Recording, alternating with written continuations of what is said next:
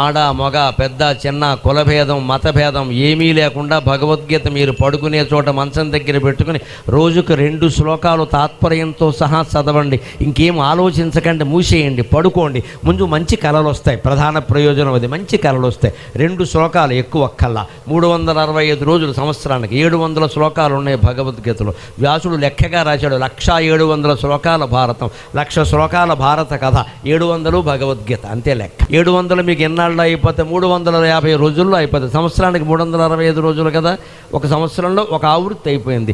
ఇలా 5 సంవత్సరాలు వరుసగా చదివితే భగవద్గీతలో కృష్ణుడు ఆశించిన గొప్ప శిష్యులందరూ మన నుంచే తయారవుతారు. రోజు చదువుతూ ఉంటే మనస్సు కొంతమైనా ఎక్కదండి, అనిపించదా?